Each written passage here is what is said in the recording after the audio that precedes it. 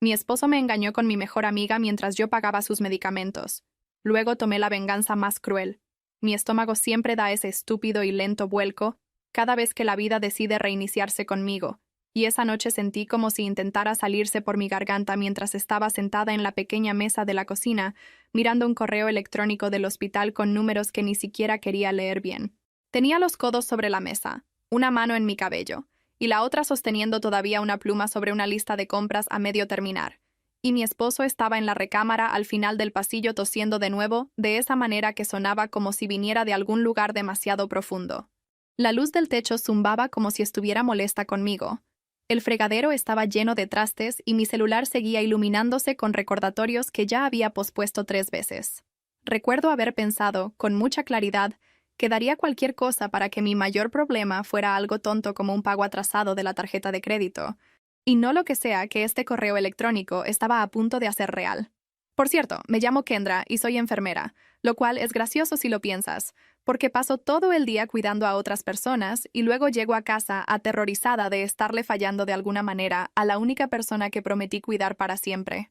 Vivimos en un departamento pequeño en una ciudad bastante promedio en los Estados Unidos, nada lujoso, solo el tipo de lugar donde conoces el sonido del carro de tu vecino y puedes escuchar a la gente discutiendo a través de las paredes si gritan lo suficientemente fuerte.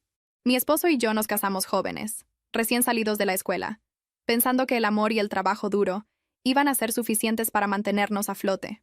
Luego, sus pulmones decidieron traicionarlo a mediados de sus 20s, y todo cambió. El diagnóstico llegó después de meses de síntomas raros que ambos intentamos fingir que eran alergias o un resfriado necio. Se quedaba sin aliento subiendo las escaleras. Luego empezó a despertarse en medio de la noche tosiendo tan fuerte que agarraba las sábanas como si se preparara para un impacto. Lo presioné para que viera a un especialista, porque eso es lo que hago en el trabajo todo el tiempo. Molesto a la gente para que se cuide. Cuando el especialista ordenó pruebas y luego más pruebas y luego nos llamó de nuevo al consultorio con esa cara seria que ponen los doctores cuando están a punto de decir algo que realmente no quieres escuchar, mi estómago dio ese mismo vuelco. Las palabras salieron en pedazos. Enfermedad pulmonar rara, progresiva, opciones de tratamiento, costos.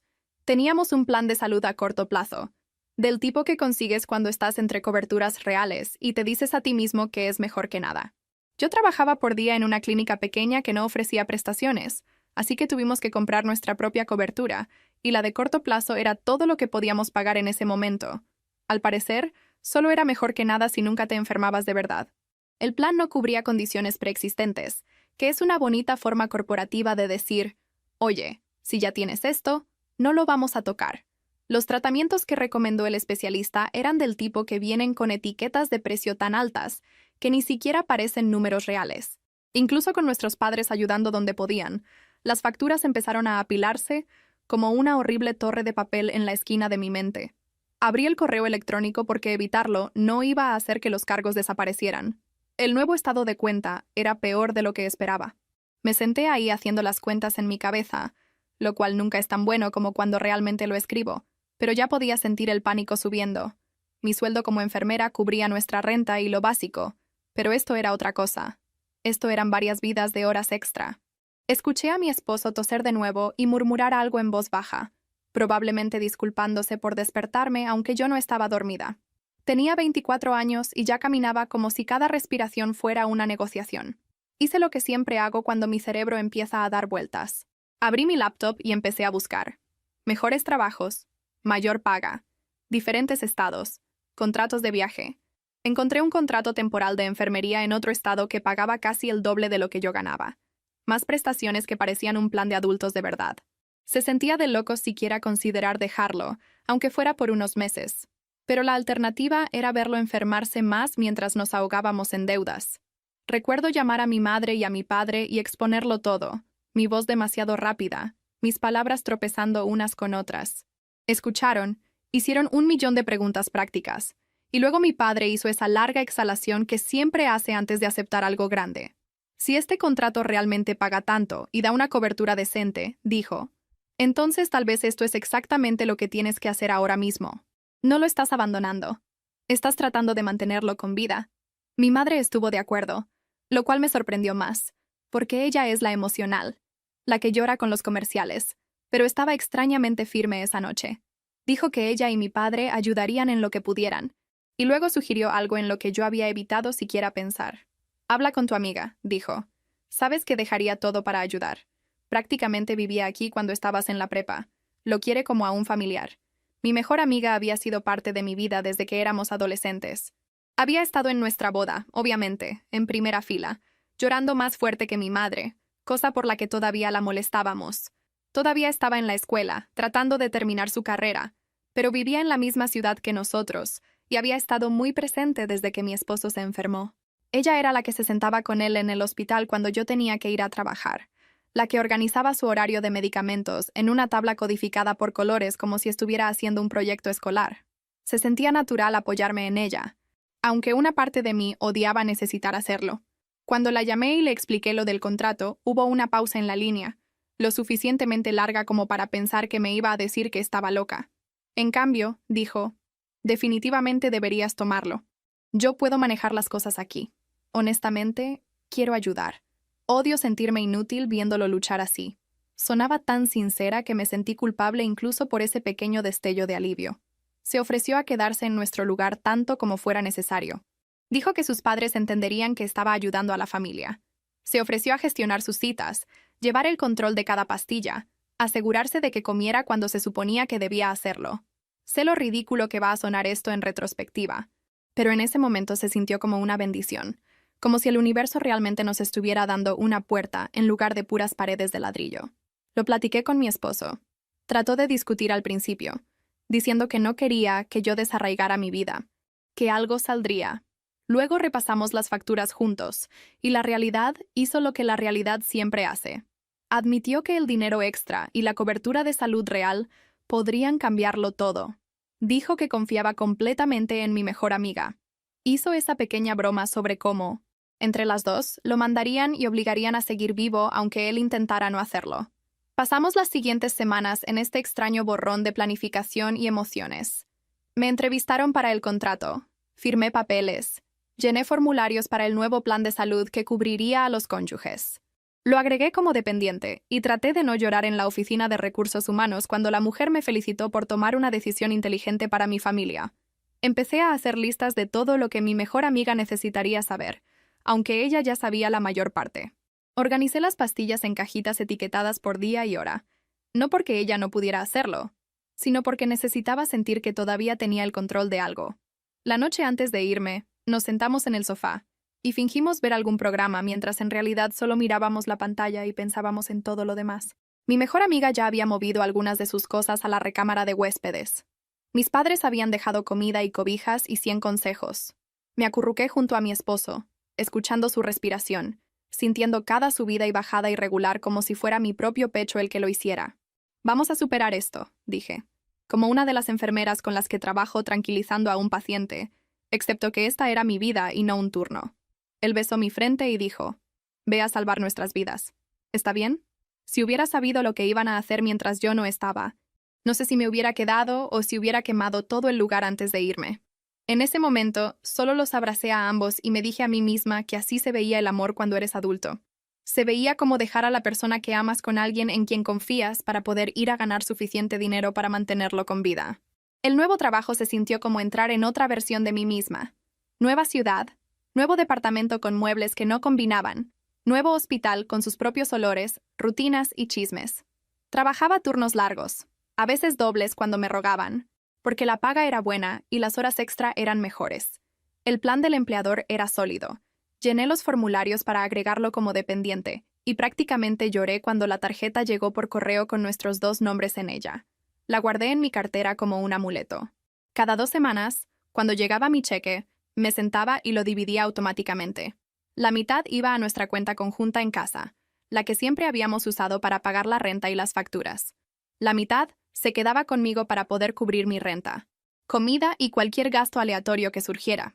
Veía cómo se pagaban las facturas del hospital desde esa cuenta conjunta. Veía los números moverse.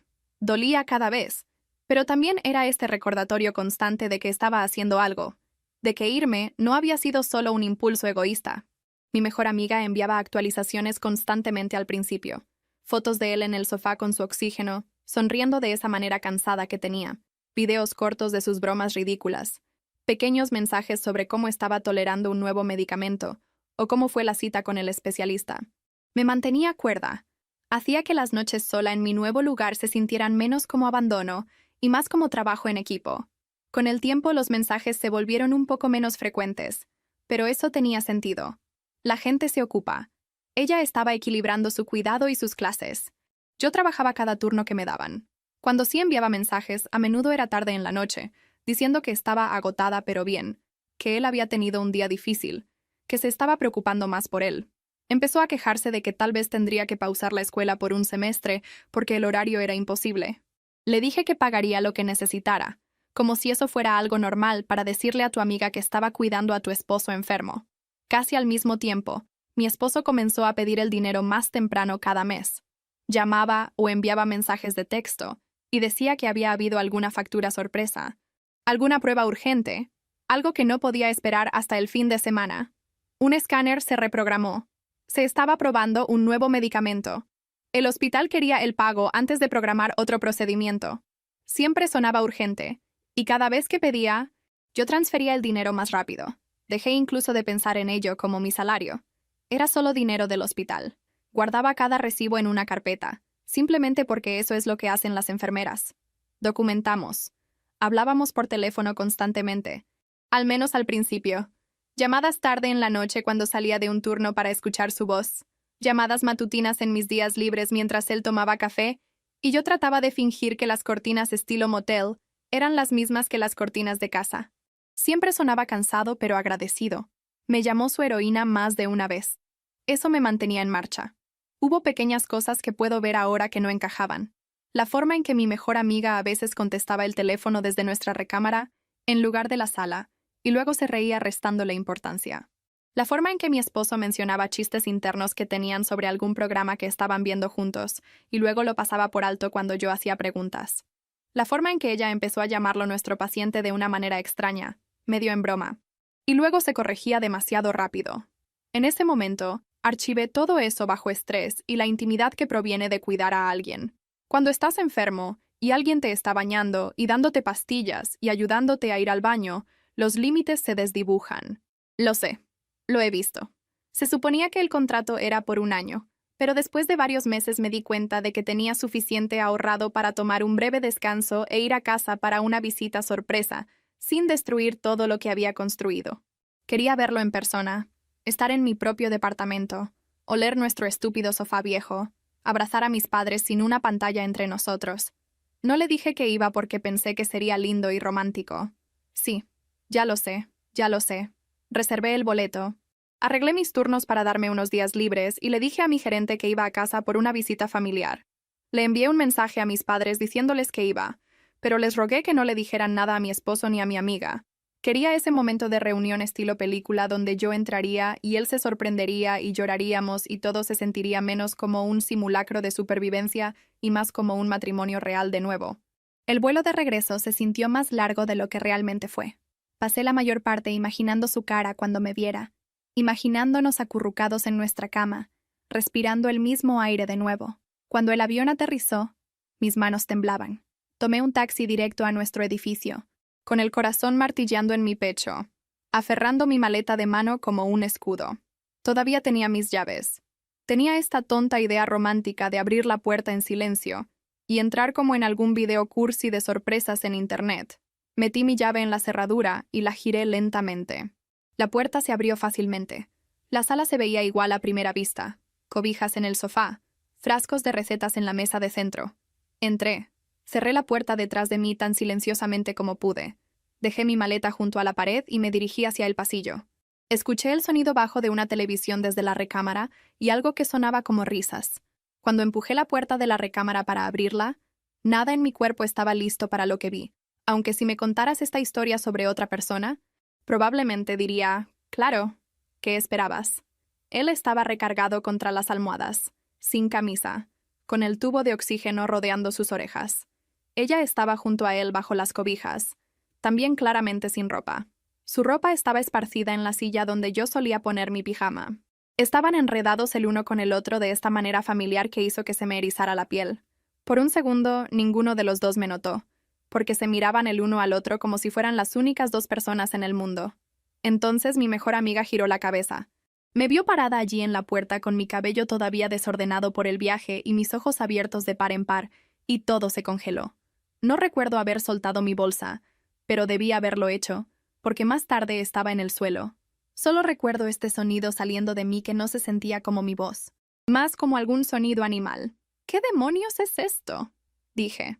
Creo que grité, pero en mi memoria suena extrañamente tranquilo, como la calma justo antes de una tormenta que te arranca el techo.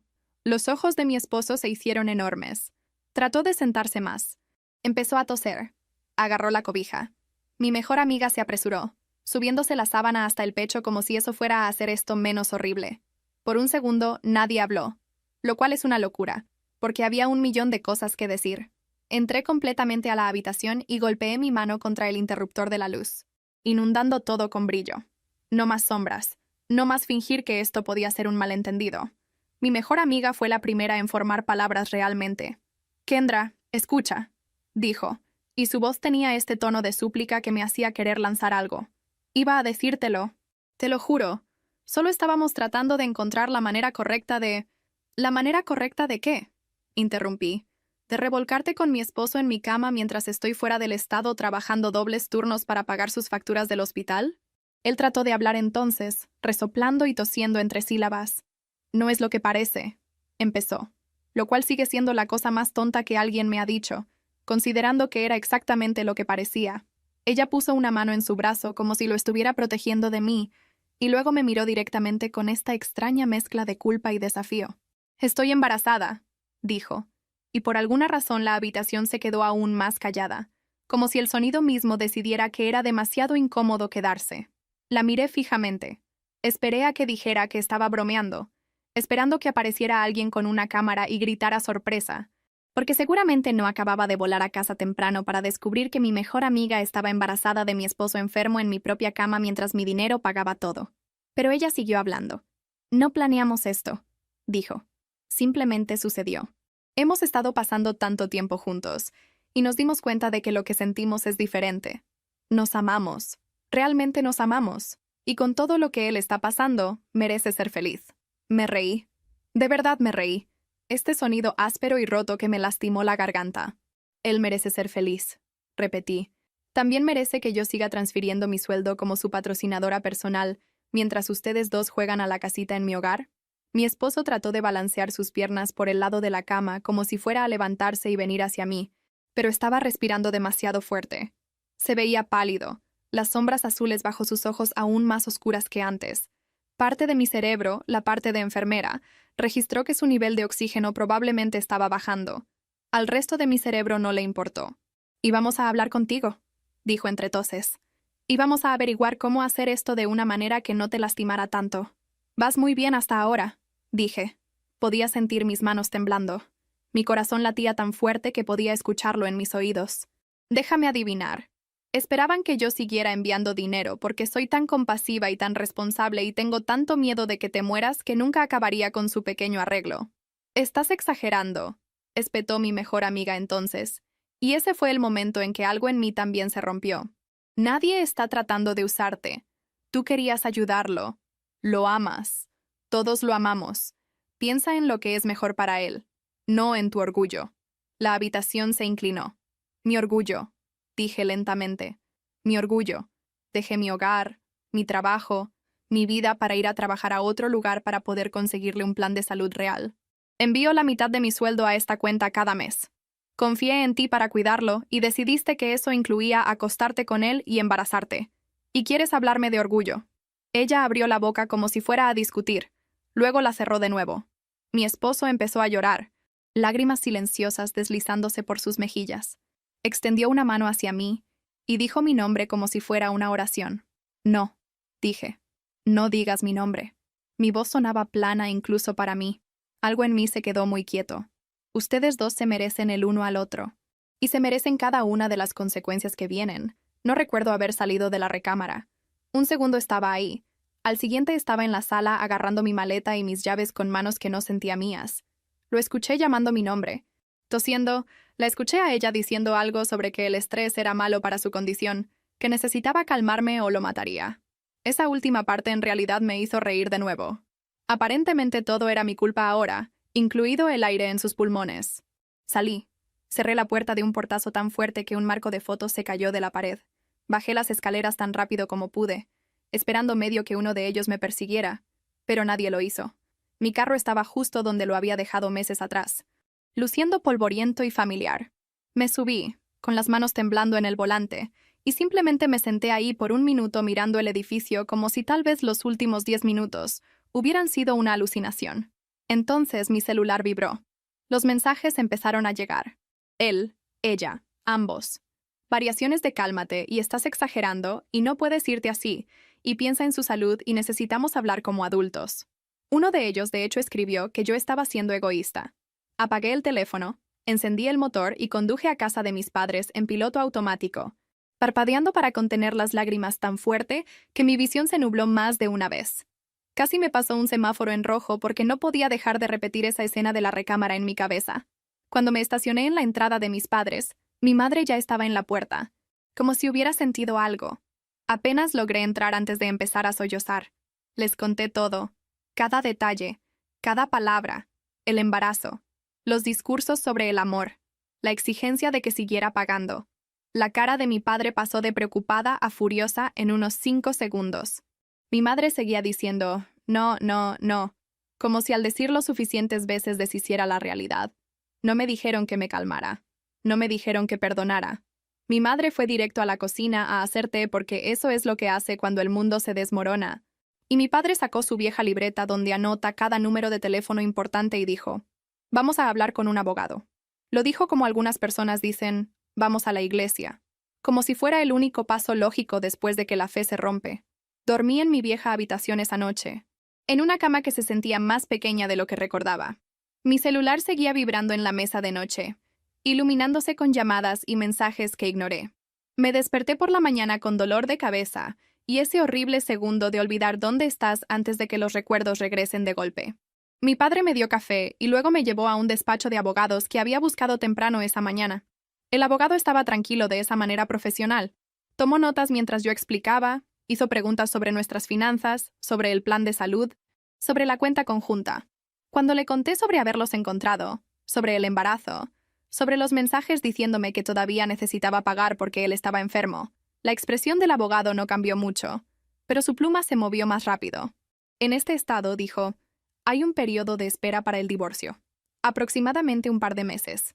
Podemos presentar la demanda ahora e iniciar el proceso. Lo principal que necesitamos hacer es separar sus finanzas inmediatamente y asegurarnos de que no seas responsable de ninguna deuda nueva que él adquiera. El plan de salud a través de tu nuevo empleador complica un poco las cosas, pero no de una manera que no se pueda manejar.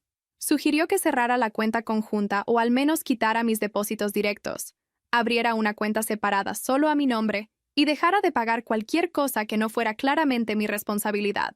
Dijo palabras como bienes conyugales y responsabilidad y división equitativa. Asentí como si entendiera, pero honestamente todo lo que escuché fue, no tienes que seguir siendo su banco. ¿Qué pasa con sus facturas médicas? Pregunté. Están a nombre de ambos. Dijo que tendríamos que revisarlas una por una, clasificar lo que se debía desde antes de que yo presentara la demanda y lo que viene después. Me aseguró que no era automáticamente responsable de cada elección que él hiciera solo porque estamos casados. No le creí del todo, pero quería hacerlo. Salí de su oficina con una carpeta llena de papeles y una lista de cosas por hacer. Cerrar la cuenta conjunta, hablar con mi empleador sobre el plan de salud y qué pasa ahora que estoy de regreso en este estado. Dejar de enviar dinero. No firmar nada de mi esposo sin que el abogado lo vea primero. Se sintió como órdenes de marcha para una guerra que no sabía que pelearía. Cuando revisé la cuenta conjunta en línea desde la mesa de la cocina de mis padres, se me cayó el corazón.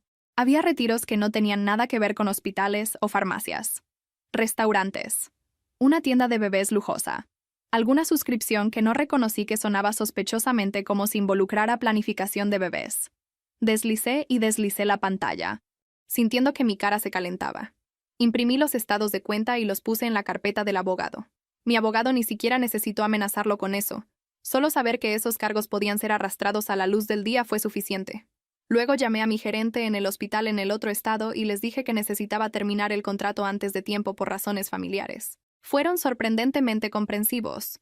Perdí el plan de salud del empleador, obviamente, pero el abogado dijo que eso en realidad podría funcionar a mi favor de algunas maneras, porque significaba que ya no estaba proporcionando una cobertura que pudieran usar para hacerme sentir culpable y mantenerla.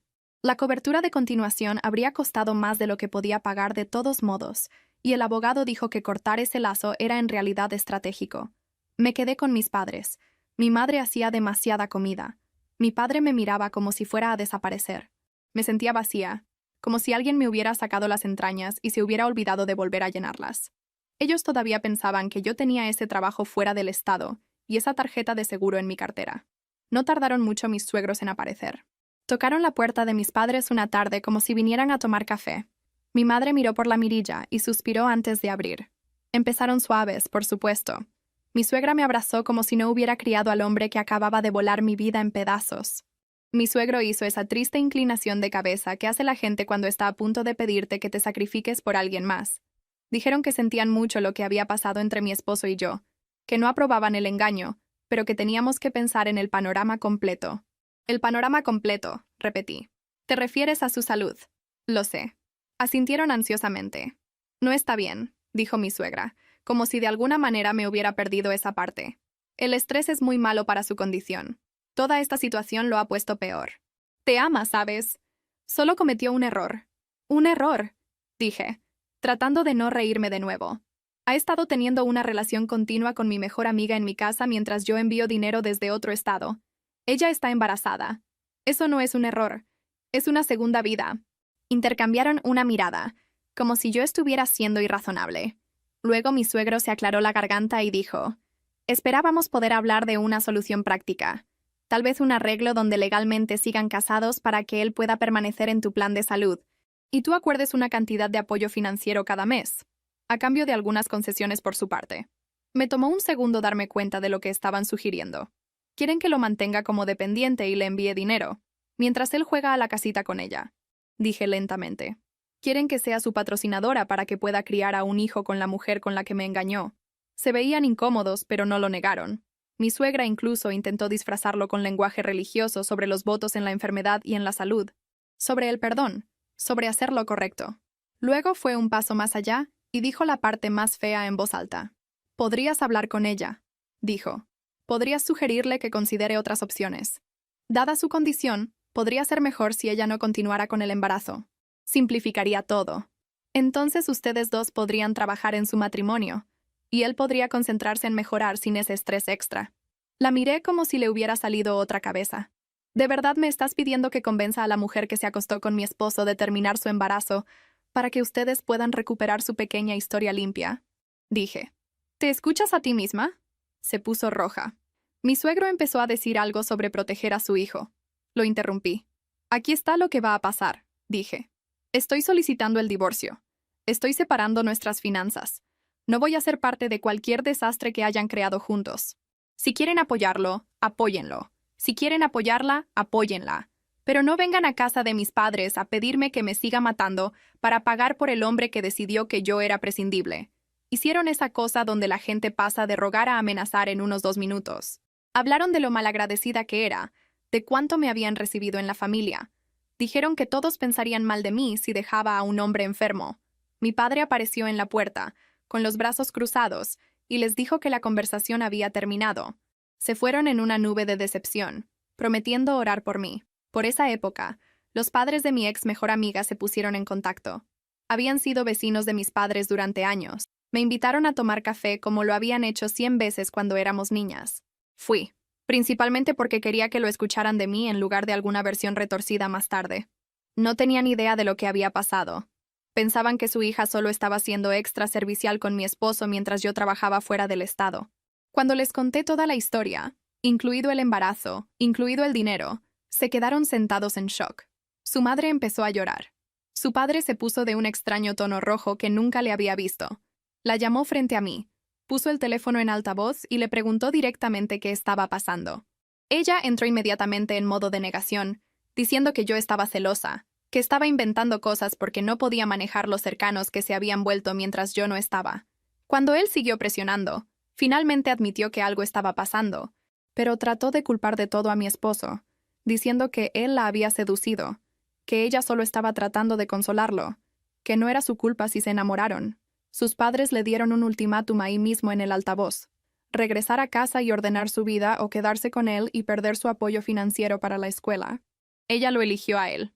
Por supuesto que lo hizo. Su madre le colgó, sollozando. Su padre se disculpó conmigo una y otra vez, aunque no era su traición, y dijo que ya no pagarían ninguna de sus facturas. Les agradecí y les dije honestamente que no quería nada de ellos. Solo quería terminar. Desearía que ese hubiera sido el final de sus intentos de arrastrarme de nuevo. No lo fue. Una tarde, miré por la ventana del frente de mis padres y vi a mi esposo parado en la banqueta, apoyado en su oxígeno portátil, viéndose más delgado que nunca. Mi corazón dio ese horrible giro que siempre hace cuando lo veo en ese estado, incluso después de todo. Mi padre se movió para cerrar las cortinas.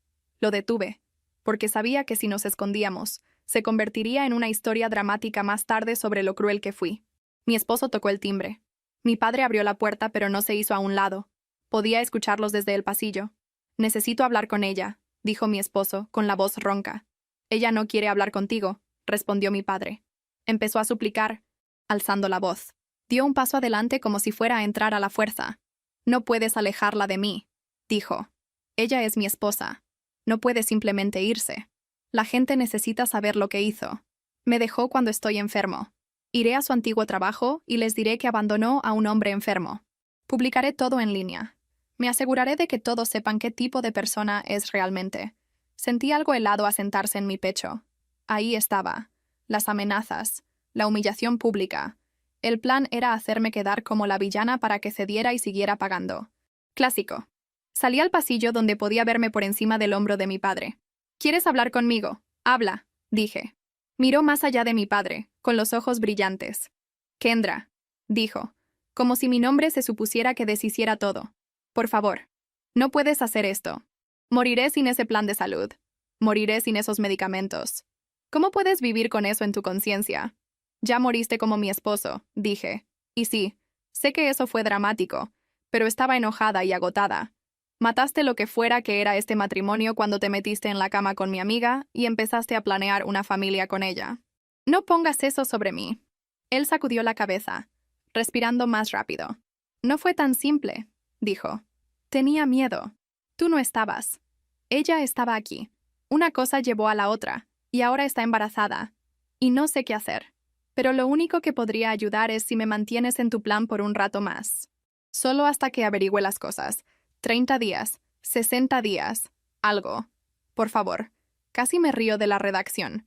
Averiguar las cosas, como si esto fuera un problema de agenda y no su brújula moral entera girando fuera de control. Cuando terminé el contrato, dije, el plan terminó también. No hay una tarjeta mágica que te puedas quedar. Ya no tengo ese trabajo. Estoy buscando uno nuevo aquí. Me estás pidiendo que haga algo que ni siquiera es posible. Parpadeó, desconcertado. Claramente no había pensado tan lejos. «Podemos encontrar otro plan entonces», dijo. «Eres buena en estas cosas. Puedes resolverlo. Siempre lo haces».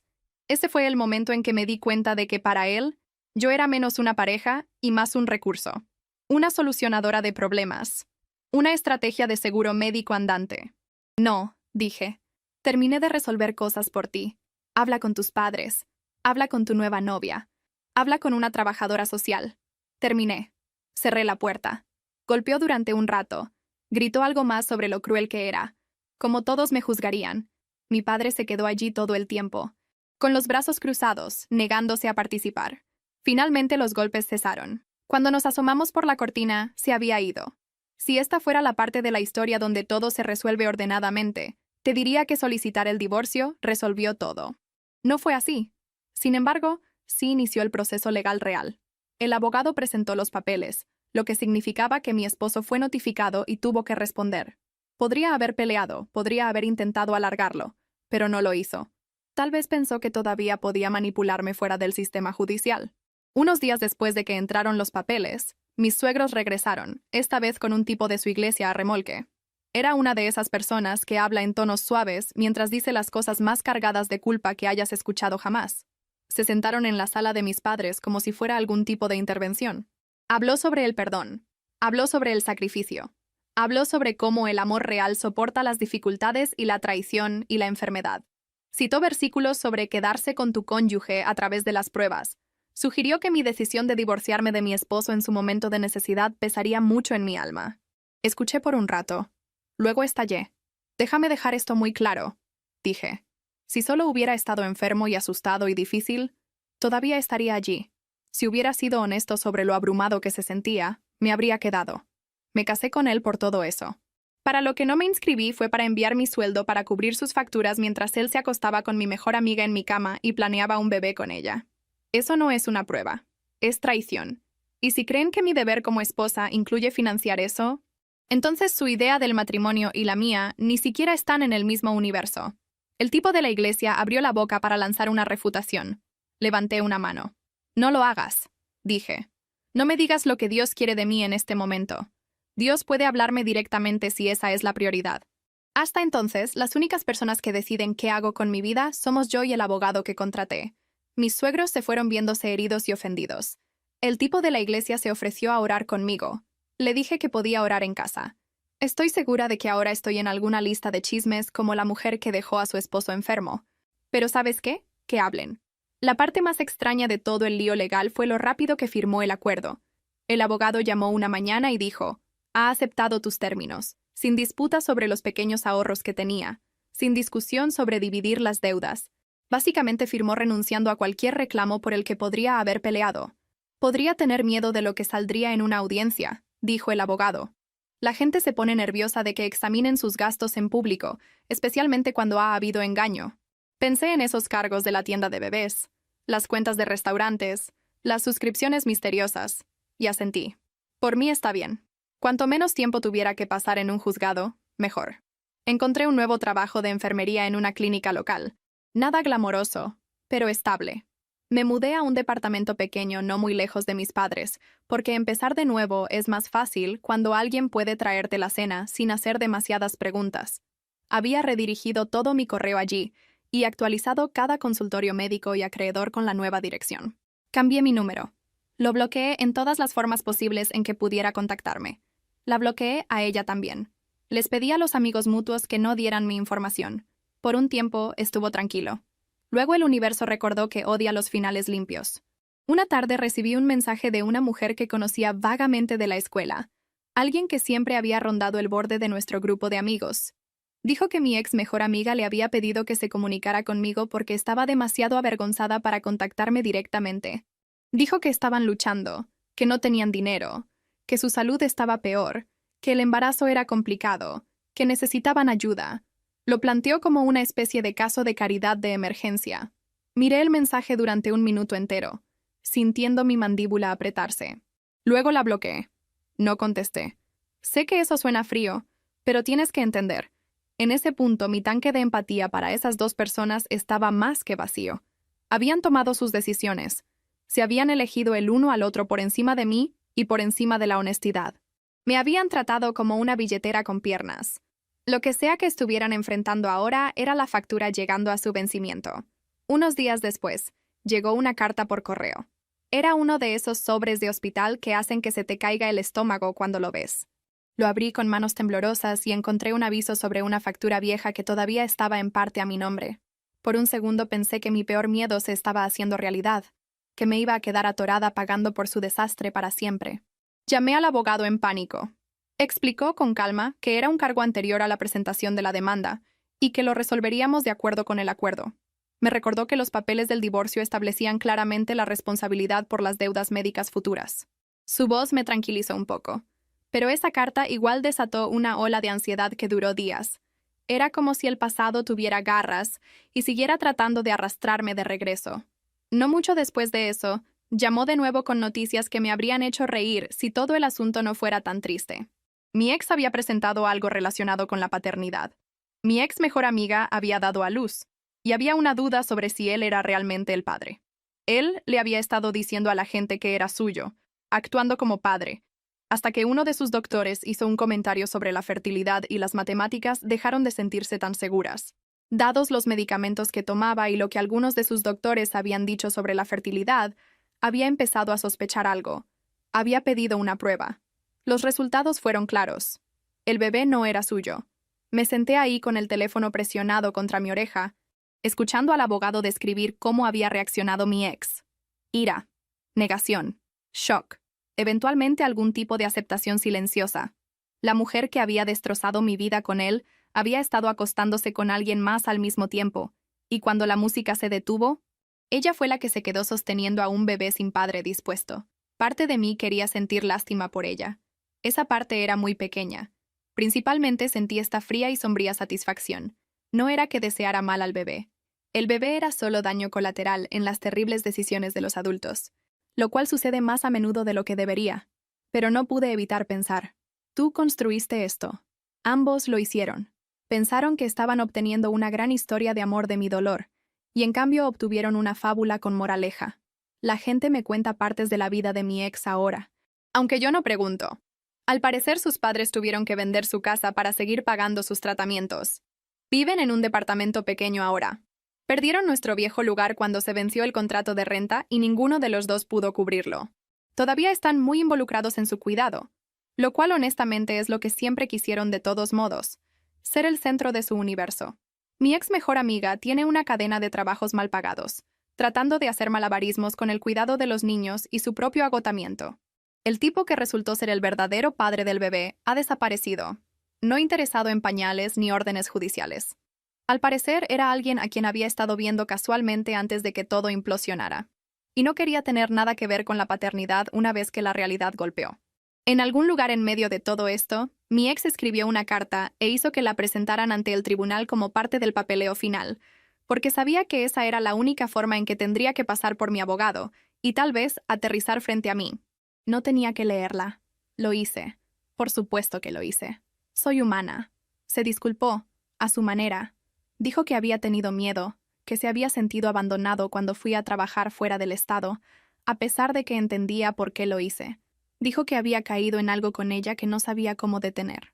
Admitió que había usado mi sentido de responsabilidad, que había asumido que yo siempre estaría allí, siempre pagaría, siempre arreglaría las cosas. Dijo que lamentaba haberme lastimado. Luego preguntó, de esta manera indirecta y patética, si podía ayudarlo una última vez con algunas de sus facturas, porque no tenía a nadie más a quien recurrir. Doblé la carta y la tiré a la basura. Eso puede sonarte cruel. Tal vez desde fuera parece que pateé a un hombre enfermo mientras estaba en el suelo. Lo que yo sabía, parada en mi pequeña cocina con ese papel en mis manos, era que si abría esa puerta, aunque fuera una rendija, él se metería de nuevo a la fuerza. Encontraría formas de hacer que mi vida tratara sobre sus necesidades de nuevo. No podría sobrevivir a otra ronda de eso. El período de espera pasó. El divorcio se hizo oficial. El abogado me envió un paquete final con un sello que bien podría haber dicho: «Eres libre ahora». Mis padres compraron una botella barata de bebida burbujeante y brindamos en su sala. No fue una gran fiesta, pero se sintió como respirar aire real por primera vez en años. En los meses transcurridos desde entonces, he construido algo que casi parece una vida. Voy a trabajar. Llego a casa a mi tranquilo departamento. Cocino comidas sencillas. Salgo a caminar. Veo a mis padres regularmente. He hecho un par de amigos nuevos en la clínica que conocen partes de la historia, pero no toda. No estoy lista para tener citas. Tal vez lo esté algún día. Tal vez no. No tengo prisa. A veces, tarde en la noche, pienso en él. Me pregunto si está en una cama de hospital en algún lugar contando los azulejos del techo, si está sentado en una silla junto a una ventana pensando en la forma en que solíamos acostarnos en nuestro viejo sofá y hablar sobre a dónde viajaríamos algún día. Me pregunto si alguna vez entiende realmente que lo peor que me hizo no fue el engaño en sí, por horrible que fuera, sino la forma en que convirtió mi amor en una trampa financiera, la forma en que asumió que yo seguiría financiando su nueva vida porque él estaba enfermo y yo era amable. La gente me ha dicho que soy fuerte. No me siento fuerte. Me siento como alguien a quien empujaron más allá de su punto de quiebre, y luego tuvo que averiguar cómo levantarse de nuevo porque no había otra opción. Solía pensar que ser una buena persona significaba decir siempre que sí, estar siempre disponible, sacrificarse siempre. Ahora creo que tal vez ser un ser humano decente a veces significa mirar una situación y decir, en realidad, no me voy a prender fuego para mantenerte caliente. No hay una moraleja limpia aquí. Ninguna justicia perfecta. Él todavía está enfermo. Esa parte no va a desaparecer. Él está viviendo con cualquier elección que hizo, Y ella también. Yo estoy viviendo con las mías. Mi vida es más tranquila ahora, más pequeña en algunos aspectos, pero es mía. Mi dinero paga mis facturas. Mi cama es mía. Mi plan de salud solo tiene mi nombre en él. Si estuvieras aquí en mi sofá ahora mismo, con una taza de algo caliente en tus manos mientras yo trataba de no derramar toda mi vida en tu regazo, probablemente terminaría esto de la misma manera que lo empecé, con algo como: no vas a creer lo que dejé que me pasara y de lo que finalmente me alejé. Te diría que el amor no se supone que se sienta como estar revisando constantemente tu aplicación del banco mientras ignoras el nudo en tu estómago. Te diría que puedes preocuparte profundamente por alguien, y aún así, elegirte a ti misma cuando te muestran exactamente lo poco que te valoran. Y luego probablemente haría algún chiste oscuro sobre cómo si alguien alguna vez te pide que te mudes fuera del estado para conseguirle una mejor cobertura de salud, mientras su mejor amiga se ofrece a ayudar con los medicamentos. Deberías al menos instalar cámaras en tu recámara. Estoy bromeando. Mayormente. Hay una cosa que no he admitido todavía, y ya que estamos hasta el cuello en mis asuntos, bien podría decirla. Hubo una noche, unas semanas después de que se finalizaran los papeles del divorcio, en que casi lo llamo.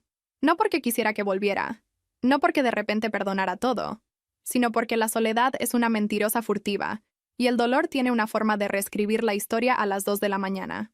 Acababa de terminar un turno largo en la clínica. Había sido uno de esos días en los que cada paciente parecía tener 10 problemas a la vez, y nadie quería escuchar y la impresora se atascaba cada 5 minutos.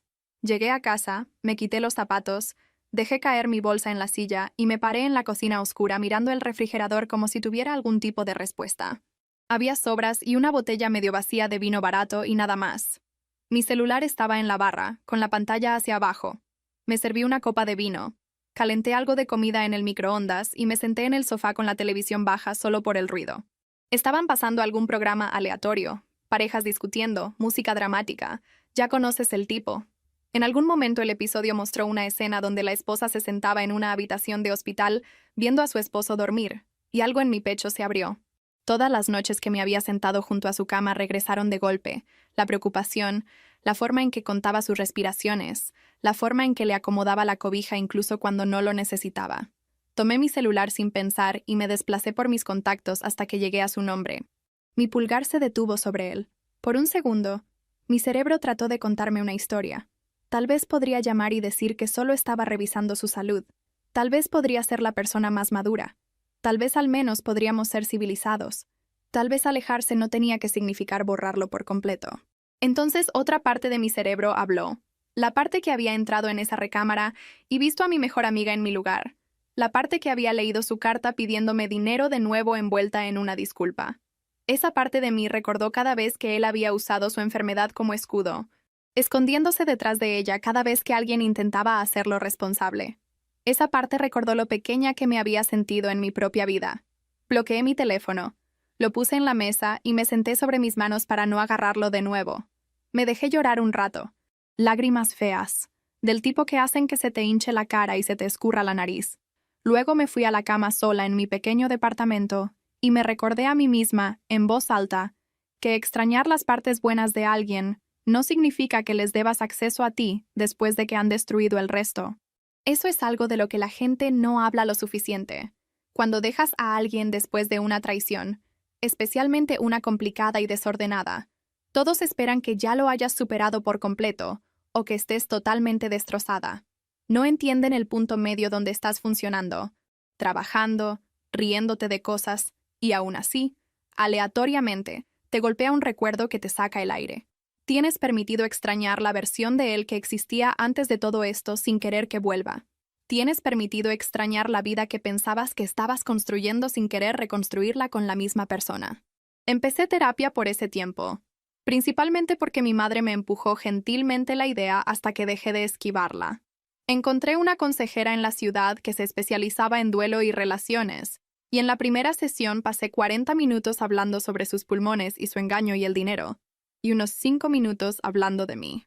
Me detuvo en un punto y dijo, muy claramente, hablas de él como si fuera el personaje principal, y tú fueras un papel secundario en su película. Me quedé parpadeando mirándola porque nunca lo había pensado de esa manera, pero tenía razón. Incluso en mi propia cabeza, me había convertido en la enfermera de fondo en su drama. la que aparece con medicamentos y papeleo, y tal vez algo de apoyo emocional, pero no aquella cuya vida interior importa. Me hizo hacer este ejercicio estúpido, donde tenía que describir mi vida sin usar su nombre o la palabra esposa. Al principio se sintió tonto. Luego se sintió imposiblemente difícil.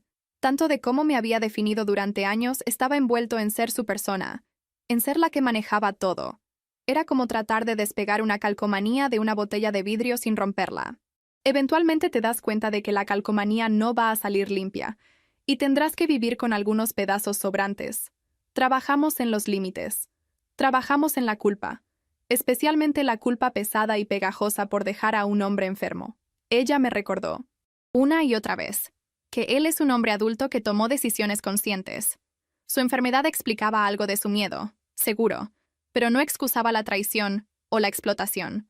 Odiaba escuchar eso al principio, porque había construido todo mi mecanismo de defensa alrededor de la idea de que si podía entender sus razones, tal vez podría suavizar el dolor. Ella me hizo sentarme con la idea de que algunas cosas simplemente están mal, incluso si sabes por qué alguien las hizo. La clínica se convirtió en esta extraña pequeña ancla en mi semana. Veíamos de todo, desde niños con rodillas raspadas hasta personas mayores manejando presión arterial y diabetes. Escuchaba a la gente quejarse de los medicamentos, del seguro, de los miembros de la familia que no ayudaban lo suficiente. A veces quería sacudirlos y decirles, no tienen idea de lo afortunados que son de que su mayor problema sea convencer a su tío de que se tome sus pastillas. En cambio, asentía y ofrecía consejos prácticos, porque eso es lo que requiere mi trabajo. Un día, una mujer de mi edad entró con su pareja, que tenía alguna condición crónica que necesitaba monitoreo. Ella manejaba todo su papeleo, hablaba por él cuando él dudaba, verificaba 2 veces cada detalle de sus recetas. Él se sentaba allí luciendo avergonzado pero agradecido. Los vi interactuar y sentí esta extraña mezcla de nostalgia y campanas de advertencia. Después de la cita, mientras terminábamos el expediente, ella hizo un chiste sobre cómo se sentía como su enfermera personal y contadora. Todo en uno. Ten cuidado con eso, dije antes de poder detenerme. Me miró, curiosa. ¿Por qué?, preguntó. Porque si no tienes cuidado, un día te despiertas y te das cuenta de que has estado dirigiendo la vida de alguien más tan fuerte que perdiste la pista de la tuya, dije. Luego lo suavicé con una pequeña risa y añadí, no es que me esté proyectando ni nada. Ella se rió también, porque pensó que yo estaba bromeando.